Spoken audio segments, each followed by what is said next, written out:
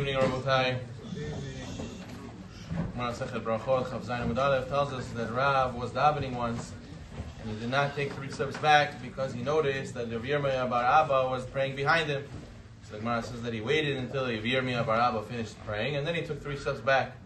So we learn from here that if a person is praying behind you, you cannot do a Seh Shalom if you're going to bother him, if you're going to be too close to the person praying behind you. And also we learn from here that a person cannot pass in front of somebody praying Amida. That's what Maran writes in Makuf Bet, that a person is not allowed to pass in front of somebody else praying Amida, and a person cannot take 3 steps back. He has to check. He has to check before he takes 3 steps back, so he should check before if somebody's behind him in order that he shouldn't disrupt the prayer. The Mishnah Berurah explains that when you go and you walk in front of someone who's praying, then you're going to disrupt his concentration. You won't be able to focus.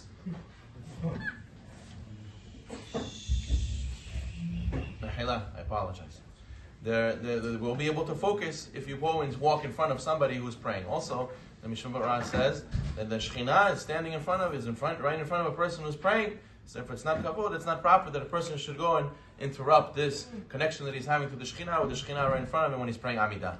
So therefore, a person has to make sure not to pass in front of people praying, and also people who come late to a minyan, don't park yourself in front of the door. Don't park yourself right in front, so people will not be able to go out of the exit because you're going to go and stand in front of the exit. People are going to transgress this halakha by walking in front of you. Yes, sometimes you come to shtiblach, sometimes you come to places where it's very, very squishy, but a person has to be respectful to others. If you're going to start praying late and people want to leave, how are they going to be able to leave?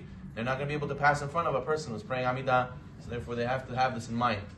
So much so that this is important that the Yalkut Yosef writes that if a person is going to have to wash hands to do Bekat Kohanim, he has a Kohen, he has to wash his hands. If he washed his hands already once in the morning, but the only way to get to the sink for now to do Bekat Kohanim is in front of a person praying Amidah, he says better not to wash your hands, better not to wash the hands for the Kohanim.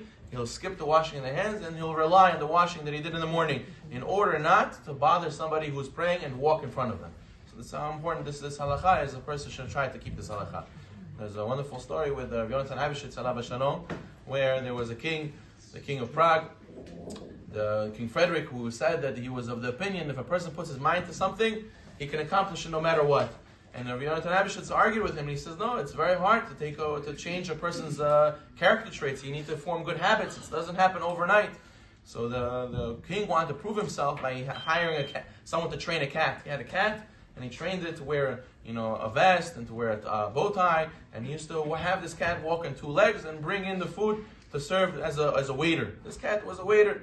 Ended up being that it worked so well, and he said, you see, all it takes is putting your mind to something. You can make a cat into a waiter. But the Yonatan Abishitz explained to him, he said, wait 1 second, you'll see. One day he came to one of his meals, and he opened his little box, and out came a mouse. The mouse came, and the cat threw all the food in the air and started chasing after the mouse. So he said to him, you see, once you're a cat, he has it inside of him, it'll come out. You never know when. So therefore he says, a lot of times, yes, when you're in shul, yes, you're with your friends, you know how to behave, you know how to talk nicely, you have good midot. But then when it comes to your house, when it comes to a mouse running around, disruption in your life, let's see if a person has good midot. And that, he has to learn musar, he has to work on himself, he has to ask himself, what do I need to work on? Musar, musar, musar, and only through this, he'll be able to be a changed person. We shall zocheh to work on our midot.